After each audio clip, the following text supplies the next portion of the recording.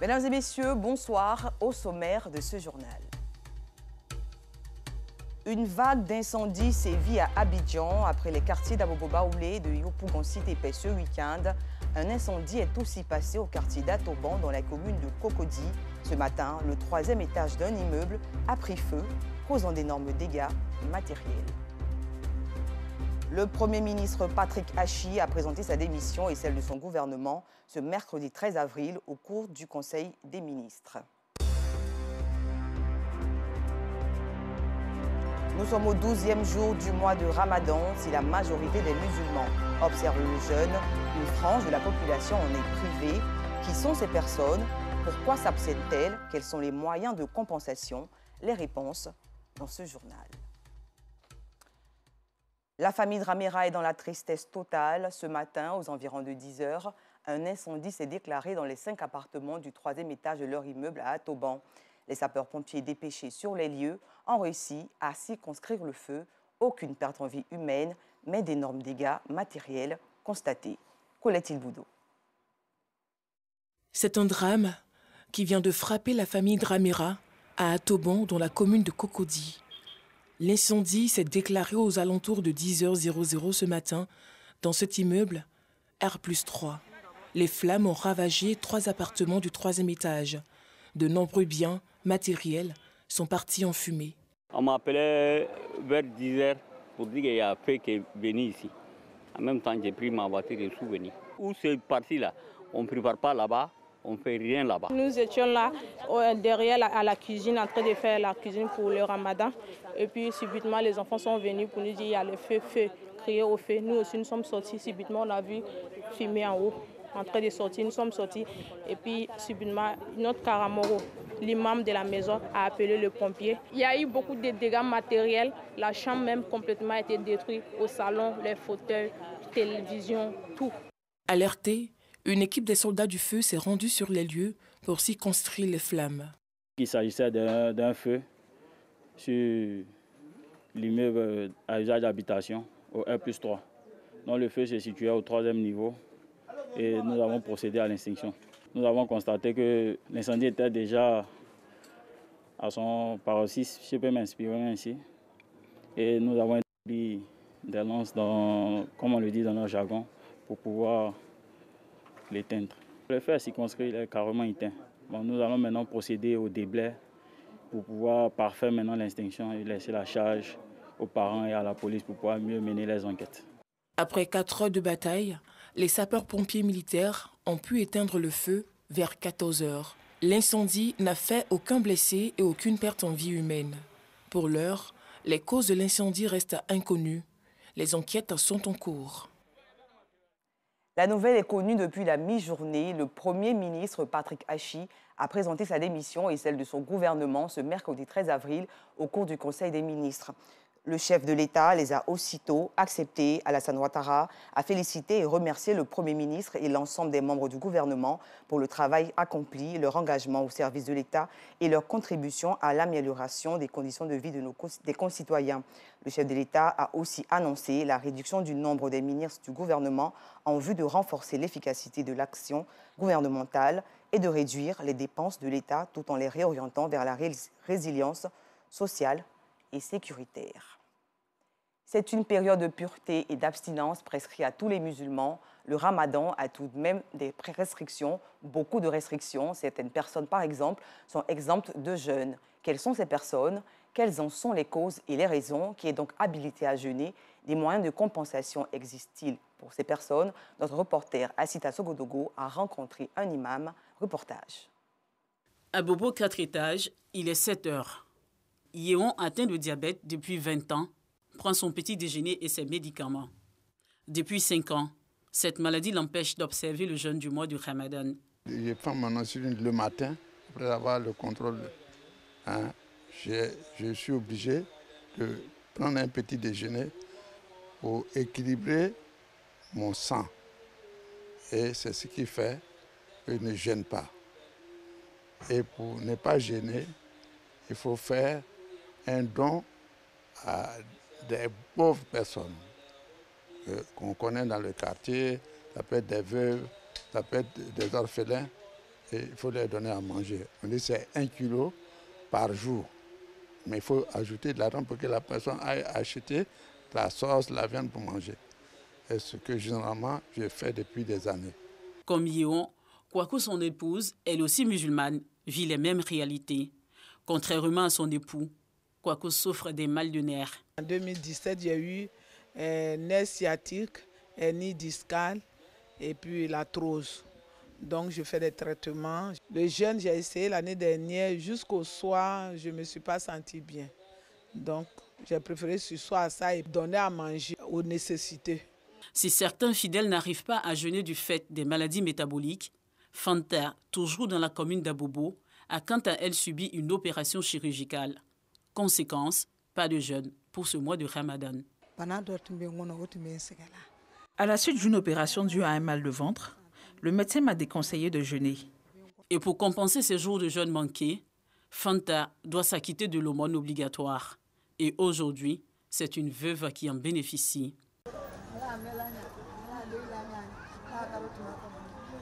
Fanta et le couple Yéon font partie de la liste des personnes exemptées du jeûne, selon l'islam. Elles sont tout de même soumises à des conditions de compensation. Étant malade, tu es dispensé de jeûne. Il y a des maladies passagères. Donc après la guérison, ils jeûnent les jours restants du Ramadan. Mais il y a des maladies chroniques. Si les médecins déclarent que cette maladie est incompatible au jeûne, il peut arrêter de jeûner. Le vieillard rentre dans ces cadres-là aussi. Lui, il n'est pas malade, mais il ne peut plus supporter l'affaire. À cause de son âge, il est dispensé de jeûne. Donc, il doit nourrir un pauvre. C'est demi-kilo par jour, avec de l'argent, pour que la personne puisse manger. On peut le donner le jour au jour, et on peut aussi cumuler, donner le tout en même temps, au début du Ramadan. Et la femme enceinte aussi, lorsqu'elle va accoucher, et elle aura la force, elle doit rembourser ses jours. Malgré leur bonne volonté, la maladie reste un obstacle pour le jeûne de Ramadan, pour bon nombre de fidèles musulmans. Que serait une fête de Pâques en Côte d'Ivoire sans voyage? À l'approche des festivités, les populations se ruent vers les zones rurales pour des retrouvailles annuelles.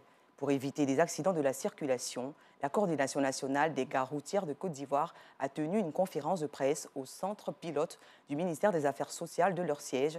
Objectif, sensibiliser davantage les conducteurs afin d'éviter d'ennuyer les populations. Joël Gosset. 16 morts le 1er avril 2021 lors d'une collision entre un car et un poids lourd sur l'axe Ferké-Wongolo dans le nord du pays. 14 morts le 5 avril 2021, toujours dans un accident entre un minicar et un particulier sur l'autoroute du Nord. 7 morts le 11 avril 2021, au nombre des victimes, des élèves qui rentraient des congés de Pâques dans le département du Kani, dans le nord-ouest du pays. 10 morts et plusieurs blessés graves le 22 avril 2021 sur l'axe Yopougon-Dautré, une collision entre un camion-remorque, un Gbaka et un taxi au carrefour Bondji. Au total, le mois d'avril 2021, pendant les fêtes de Pâques, l'on a enregistré 47 morts. Des pertes de trop que la Coordination nationale des gares routières de Côte d'Ivoire souhaite stopper en cette période de Pâques.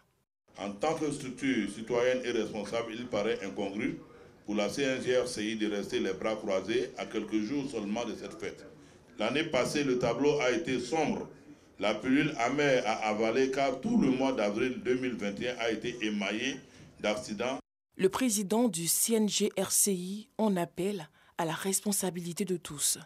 Les faux permis de conduire sans aucune formation dans une auto-école, l'alcool au volant, la commercialisation d'alcool frélaté dans les gares routières, les excès de vitesse, la fatigue des conducteurs, les dépassements inopinés, le manque de conscience professionnelle, autant de disciplines qui sont désormais érigées en règle d'or sur nos routes. Il est temps qu'on se réveille tous dès maintenant pour juguler ce fléau qui endeuille chaque jour des familles, ruine des espoirs et brûle des vies. En cette période de Pâques, la Coordination nationale des gares routières de Côte d'Ivoire exhorte avec la dernière énergie d'ailleurs tous les conducteurs et chauffeurs à la réduction obligatoire des vitesses et leur limitation, à couper le moteur dès que la fatigue commence à se faire sentir, à ne pas toucher au volant en état d'ivresse et à s'assurer du bon état du véhicule avant toute conduite.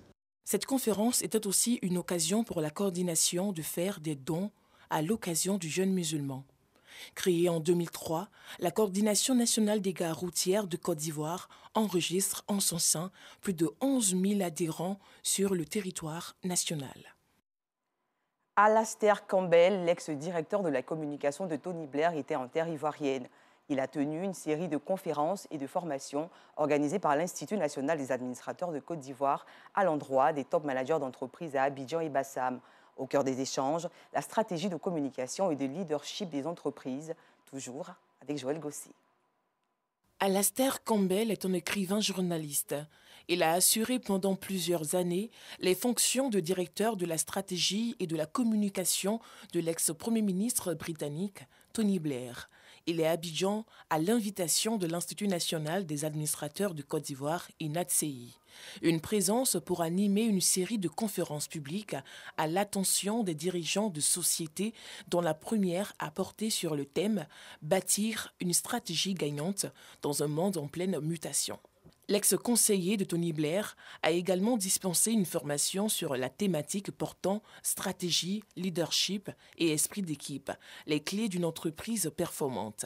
Des formations essentiellement portées sur les techniques et les astuces qui ont permis aux grands dirigeants de ce monde de bâtir leur stratégie couronnée de succès. C'était très intéressant pour moi de discuter avec des politiciens, des gens de business ivoiriens, ces questions et la manière dont la situation est très très différente ici, comparé disons à là où j'habite, la Grande-Bretagne.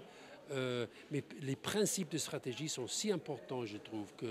Et j'étais ravi de discuter avec les gens qui, dans ce monde très très différent. L'Institut national des administrations du Côte d'Ivoire veut confronter sa cible aux réalités du monde professionnel. Nous avons INADCI Performance Class, qui est une tribune d'échange où nous faisons venir un conférencier de très haut niveau sur des questions très spécifiques et qui donc délivre une formation suivie d'échanges.